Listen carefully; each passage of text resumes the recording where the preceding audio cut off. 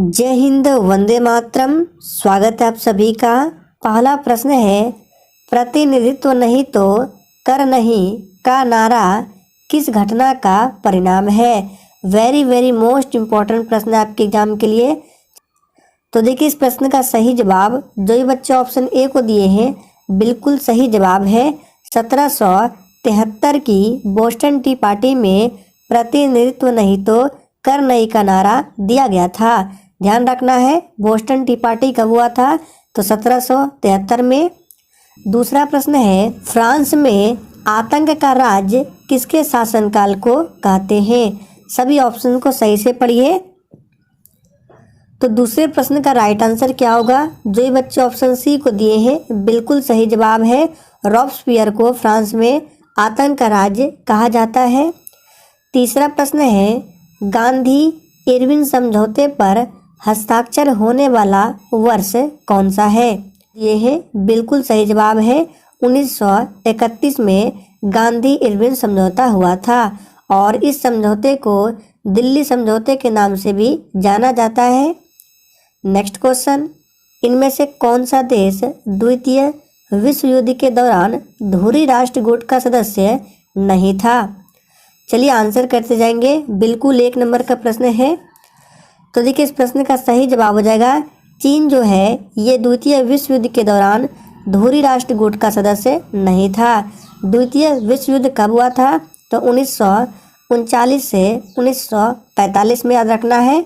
और प्रथम विश्व युद्ध की बात करें तो 1914 से 1918 डेट को ध्यान रखना है। नेक्स्ट क्वेश्चन, इनमें से कौन राष्ट्र संघ का अंग नहीं है। चलिए, तो देखिए, राष्ट्र संघ को 3 मुख्य संवैधानिक अंगों के साथ स्थापित किया गया था। कौन कौन से अंग हैं, तो सभा है, परिषद है और अस्थाई सचिवालय है। तो देखिए, 5 का ऑप्शन डी हो जाएगा। इसमें विश्व स्वास्थ्य संघ नहीं है, ध्यान रखना है। सभा, परिषद और सचिवालय है। संयुक्त राष्ट्र का चार्टर कहाँ तैयार हुआ था। वेरी वेरी मोस्ट इम्पोर्टेंट प्रश्न ये भी। चलिए आंसर बताएंगे। तो देखिए, 26 जून 1945 को 50 देशों के प्रतिनिधियों ने सैन फ्रांसिस्को में बैठक की, जिसे संयुक्त राष्ट्र सम्मेलन का नाम दिया गया। तो इसका सही जवाब हो जाएगा सैन फ्रांसिस्को में। और इसका मकसद था एक अंतर्राष्ट्रीय संगठन का चार्टर तैयार करना। नेक्स्ट क्वेश्चन, गांधी जी दक्षिण अफ्रीका से भारत कब लौटे। चलिए आंसर बताएंगे। तो देखिए, गांधी जी दक्षिण अफ्रीका से भारत लौटे थे 9 जनवरी 1915 को। सी ऑप्शन बिल्कुल सही जवाब है। और गांधी जी का भारत में पहला सत्याग्रह कौन सा था, चंपारण सत्याग्रह, जो कि 1917 में हुआ था, पूछा गया था। इनमें से कौन घटना द्वितीय विश्व युद्ध का परिणाम नहीं है। सभी ऑप्शंस को सही से देखिए। तो 8 का राइट आंसर क्या हो जाएगा, सी ऑप्शन हो जाएगा। राष्ट्र संघ का गठन ये द्वितीय विश्व युद्ध का परिणाम नहीं है। राष्ट्र संघ का गठन 1920 में पेरिस सम्मेलन के द्वारा किया गया था, जबकि द्वितीय विश्व युद्ध ये 1939 से 1945 में हुआ था। नेक्स्ट क्वेश्चन देखिए, पंचायत समिति के सदस्य अक्सर खाली स्थान वर्ष के लिए चुने जाते हैं। चलिए आंसर बताएंगे। तो देखिए, पंचायत समिति के सदस्य कितने वर्ष के लिए चुने जाते हैं। इसका सही जवाब है 5 वर्ष के लिए चुने जाते हैं। राज्यसभा के सदस्य का कार्यकाल कितना होता है। तो देखिए, राज्यसभा के सदस्यों का कार्यकाल जो होता है 6 वर्षों का होता है। और उन सदस्यों में 1/3 सदस्य जो है हर 2 वर्ष में सेवानिवृत्त होते हैं। और राज्यसभा का सदस्य बनने के लिए उम्र सीमा जो है 30 वर्ष का है, ध्यान रखना है। महिलाओं के मताधिकार से संबंधित सफ्रागेट्स मूवमेंट किस देश में चलाया गया था। चलिए, तो देखिए, सफ्रागेट शब्द की उत्पत्ति जो है सफ्रेज से है, जिसका तात्पर्य मताधिकार होता है। और ये किस देश में चलाया गया था, इसका सही जवाब है ये ग्रेट ब्रिटेन में चलाया गया था। डॉक्टर भीमराव अंबेडकर निम्न में से किसके साथ संबंधित नहीं थे। तो देखिए 12 का राइट आंसर जो ये बच्चे लाइव टेट में ऑप्शन सी को दिए हैं, बिल्कुल सही जवाब है। राज्य पुनर्गठन आयोग से संबंधित नहीं थे। नस्लवाद का अर्थ क्या होता है? इंपॉर्टेंट प्रश्न है। तो देखिए, दक्षिण अफ्रीका में नेशनल पार्टी की सरकार द्वारा सन 1948 में विधान बनाकर काले और गोरों लोगों को अलग निवास करने की प्रणाली लागू की गई, जिसे रंगभेद नीति कहा गया। तो नस्लवाद का मतलब होता है रंगभेद। लोकतंत्र को सफल बनाने के लिए क्या करना चाहिए? सभी ऑप्शन को सही से देखिए। तो देखिए, ऑप्शन 1 में है बेरोजगारों को रोजगार, सिर्फ शिक्षित लोगों को मतदान का अधिकार, सुदृढ़ पंचायती राज, और चौथा है नागरिकों को ईमानदार और उत्तरदायी होना चाहिए। तो इसका सही जवाब जो हो जाएगा क्या हो जाएगा? देखिए, बेरोजगारों को रोजगार ये सही है, सिर्फ निश्चित लोगों को मतदान का अधिकार ये गलत है, सुदृढ़ पंचायती राज ये भी सही है, और चौथा जो है ये भी सही है। तो यानी कि 1, 3 और 4 देखिए किस ऑप्शन में है? ऑप्शन बी में दिया गया है 1, 3 और 4। राष्ट्रीय शिक्षा नीति 1986 का उद्देश्य क्या नहीं है? सभी ऑप्शंस को सही से पढ़िए और देखिए इस प्रैक्टिस सेट में जितने भी प्रश्न हैं सभी प्रश्न आपके एग्जाम के लिए इम्पोर्टेंट प्रश्न है, एक भी प्रश्न फालतू नहीं है। तो राष्ट्रीय शिक्षा नीति 1986 का उद्देश्य शिक्षा सिर्फ उनके लिए है जो रुचि रखते हैं, ये नहीं है। निम्नलिखित वाक्य में रेखांकित क्रिया विशेषण शब्दों के भेदों का सही विकल्प चुनकर लिखें। वाक्य है तुम जितना खाओगे उतने ही ताकतवर बनोगे। इसमें बताना है जितना और उतने ये क्या है। तो देखिए वाक्य में जो जितना और उतना है ये परिणाम का बोध करा रहा है। इसका मतलब है ये जो शब्द है ये क्या है? क्रिया विशेषण जो है ये परिणामवाचक क्रिया विशेषण है, जो कि ऑप्शन सी में दिया गया है। सही उत्तर छांटें।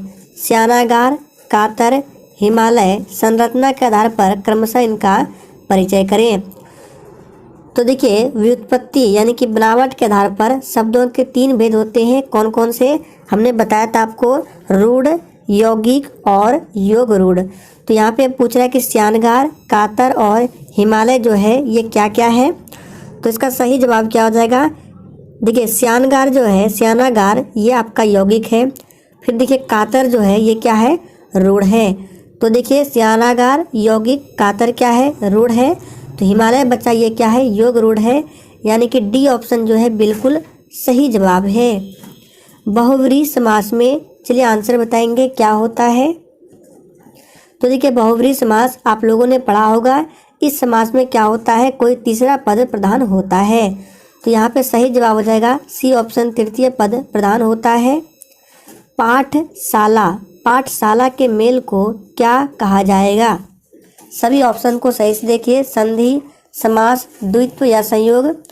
तो देखिए जो भी बच्चे ऑप्शन ए को दिए हैं बिल्कुल गलत जवाब है, क्योंकि संधि नहीं होगा। संधि मतलब होता है दो वर्णों के मेल से जो बनता है उसको संधि बोलेंगे, लेकिन 2 शब्दों के मेल से जो बनेगा उसको समास कहते हैं। तो पाठ भी एक शब्द है और शाला भी एक शब्द है, यानी कि ये जो है समास है। तो बी ऑप्शन जो भी बच्चे दिए हैं बिल्कुल सही जवाब है, ध्यान रखना है। शुद्ध वाक्य छांटें। सभी ऑप्शंस को सही से पढ़िए और देखिए जिसने अभी तक सेशन को लाइक नहीं किया है प्लीज़ सभी लोग सेशन को लाइक करें, सेशन को अपने सभी दोस्तों के साथ शेयर करें। तो शुद्ध वाक्य जो होगा इसमें, मेरे दोस्त के पिताजी तंबाकू के पुराने व्यापारी है, ये वाक्य शुद्ध रूप से लिखा गया है। निम्नलिखित में से कौन शरीर में विटामिन डी बनाता है? तो देखिए त्वचा जो है ये शरीर में विटामिन डी बनाता है, ध्यान रखना है। यकृत ग्रंथि मानव शरीर की सबसे बड़ी ग्रंथि है। और देखिए 22 नंबर प्रश्न को स्किप कर रहे हैं, इसमें जो है थोड़ा सा टाइपिंग एरर है। 23 नंबर में है कंगारू कहाँ का मुख्य पशु है? तो देखिए कंगारू जो है ऑस्ट्रेलिया में पाया जाने वाला स्तनधारी पशु है और यह ऑस्ट्रेलिया का राष्ट्रीय पशु भी है। तो सही जवाब है ऑस्ट्रेलिया। नेक्स्ट क्वेश्चन है मानव, यहाँ पे मानव होगा। मानव और नागरिकों के अधिकार के घोषणा पत्र के बारे में क्या गलत है? सभी ऑप्शन को देख लीजिए। तो देखिए मानव और नागरिकों के अधिकार के घोषणा पत्र के बारे में जो गलत है ये दिया गया ऑप्शन सी में कि सभी वयस्कों को मताधिकार दिया गया, ये बिल्कुल गलत है। नेक्स्ट क्वेश्चन, सही सुमेलित क्या है, इसमें से बताना है। चलिए, तो देखिए यहाँ पे देख सकते हैं गांधी युग जो है ये बिल्कुल गलत है, क्योंकि गांधी युग जो है 1915 से 1947 होगा। मोपला विद्रोह हुआ था कब, तो ये भी गलत है। मोपला विद्रोह हुआ था 1921 में केरल में, जो कि गलत है, 18 लिखा गया है। बात करते हैं सी ऑप्शन, राष्ट्र स्वयं सेवक संघ की स्थापना 1925, ये सही सुमेलित है। ऑल इंडिया ट्रेड यूनियन की बात करें तो ये 1920 से संबंधित है, ना कि 1921 से, तो सी ऑप्शन जो है ये सुमेलित है। औरंगजेब की मृत्यु पश्चात किस नेता के नेतृत्व में जाट काफ़ी शक्तिशाली हुए। 26 के लिए आंसर बताएंगे। तो देखिए सबसे पहले जान लीजिए औरंगजेब की मृत्यु कब होती है, तो 3 मार्च 1707 में मृत्यु हो गई औरंगजेब की। उसके बाद औरंगजेब की मृत्यु के पश्चात किस नेता के नेतृत्व में जाट काफ़ी शक्तिशाली हुए, तो सही जवाब होगा चूड़ामन। पेशावर एवं काबुल किसके माध्यम से एक दूसरे से जुड़े हैं, तो 27 का आंसर होगा ये दोनों खैबर दर्रा से एक दूसरे से जुड़े हैं। फर वनस्पति निम्न में से किससे संबंधित है, यहाँ पे वनस्पति होगा, तो फर वनस्पति जो है ये संबंधित है अल्पाइन वन से, सी ऑप्शन बिल्कुल सही जवाब है। नाथुला दर्रा किस राज्य में स्थित है, तो देखिए नाथुला दर्रा जो है ये किस राज्य में स्थित है, ये सिक्किम में स्थित है। वनस्पति जो विषुवत रेखीय वनों से संबंधित नहीं है वह कौन सा वनस्पति है, मोस्ट इम्पॉर्टेंट प्रश्न ये भी। तो 30 का राइट आंसर क्या हो जाएगा, सी हो जाएगा अकेसिया। नदी जो बिहार का शोक कहलाती है कौन सी नदी है, तो आप सभी जानते हैं बिहार का शोक कोसी नदी है, सी ऑप्शन बिल्कुल सही जवाब है। चंद्रमा की घूर्णन अवधि क्या है, तो देखिए चंद्रमा की घूर्णन अवधि जो है 27.3 दिन है, यानी कि लगभग कह सकते हैं 28 दिन। तो 32 का राइट आंसर ऑप्शन बी हो गया। संघवाद का अर्थ क्या है, चलिए आंसर करेंगे 33 के लिए। तो देखिए संघवाद का अर्थ क्या होगा, संघ और राज्य के बीच सत्ता का विकेंद्रीकरण, ये संघवाद का अर्थ है। लोकतंत्र जनता का जनता के लिए एवं जनता के द्वारा है, किसने कहा था, वेरी वेरी मोस्ट इम्पॉर्टेंट प्रश्न, ये कई बार एग्जाम्स में पूछा जा चुका है, तो इसको ध्यान रखेंगे। तो देखिए 34 का राइट आंसर क्या होगा, अमेरिकी राष्ट्रपति ये अब्राहम लिंकन का क्या है स्टेटमेंट है, तो सही जवाब है D option Abraham Lincoln.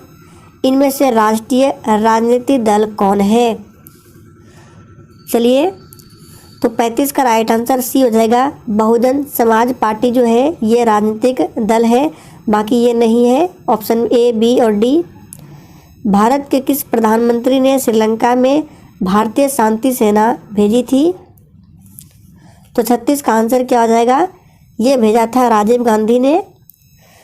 Bharat में दल विहीन जनतंत्र की परिकल्पना किसने प्रस्तावित की थी, इम्पोर्टेंट प्रश्न है, चलिए आंसर बताएंगे। तो देखिए भारत में दल विहीन जनतंत्र की परिकल्पना ये प्रस्तावित की थी किसने, तो सही जवाब है जयप्रकाश नारायण ने, बी ऑप्शन बिल्कुल सही जवाब है। भारत एक राष्ट्र है, कैसा राष्ट्र है, तो देखिए भारत जो है ये एक धर्मनिरपेक्ष राष्ट्र है, फर्स्ट ऑप्शन बिल्कुल सही जवाब है। देखिए भारतीय संविधान की जो प्रस्तावना है इसमें भारत को एक संपूर्ण प्रभुत्व संपन्न समाजवादी संसदीय निरपेक्ष लोकतंत्रात्मक गणराज्य बताया गया है। और पूछा जाता है कि प्रस्तावना जो है इसमें अभी तक कितने बार संशोधन हो चुके हैं, तो अभी तक एक बार संशोधन हुआ है। कौन सा संशोधन हुआ है, तो 42वां संशोधन जो कि 1976 में हुआ था। इसके तहत संविधान में 3 शब्दों को जोड़ा गया था। कौन कौन सा शब्द है, पहला तो धर्मनिरपेक्ष है, दूसरा समाजवाद है और एवं अखंडता है, ये 3 शब्दों को जोड़ा गया था, तो ध्यान रखेंगे। जालियांवाला बाग हत्याकांड कहाँ हुआ, तो 39 का राइट आंसर ऑप्शन ए हो जाएगा, ये पंजाब के अमृतसर में हुआ था। डेट लिख लीजिए, पूछा जाता है 13 अप्रैल 1919 को हुआ था पंजाब के अमृतसर में। तमिलनाडु में शीतकालीन वर्षा का कारण क्या है? तो देखिए तमिलनाडु में औसत वार्षिक वर्षा जो है पूर्वोत्तर मानसून पर निर्भर होता है, यानी कि सर्दियों में जो तमिलनाडु तट पर है वर्षा होती है वो उत्तर पूर्वी हवाओं के कारण से होती है। और देखिए एक प्रश्न पूछा जाता है, आप लोग नोट कर लीजिए, इंपॉर्टेंट प्रश्न है कि भारत में सर्वाधिक वर्षा किस मानसून से होती है? तो ऑप्शन बी में जो दिया गया है दक्षिण पश्चिम मानसून, इसी से भारत में सर्वाधिक वर्षा होती है। इंपॉर्टेंट प्रश्न रहेगा, आप लोग याद रखिएगा। भारत में दूसरा सबसे बड़ा जलप्रपात कौन सा है? तो देखिए अगर बात करें भारत में सबसे बड़ा एवं ऊंचा जलप्रपात तो ये कुंचिकल जलप्रपात है। ध्यान रखना है कौन सा है, यहाँ पे नाम लिख देते हैं, कुंचिकल। ठीक है, कुंचिकल जलप्रपात है और ये कर्नाटक में वराही नदी पर है। यहाँ पे लिख दे रहे हैं वराही नदी पर बना हुआ है। लेकिन यहाँ पे पूछ रहा है कि दूसरा सबसे बड़ा कौन सा है, तो ये जोग जलप्रपात है जिसको गरसोप्पा या महात्मा गांधी जलप्रपात कहते हैं और ये कर्नाटक में स्थित है। किस नदी पर? तो ये शरावती नदी पर है और कुंचिकल जो है वराही नदी पर है और कुंचिकल भी कर्नाटक में है। वर्ष जिसमें प्रथम पृथ्वी सम्मेलन आयोजित हुआ वह कौन सा वर्ष है?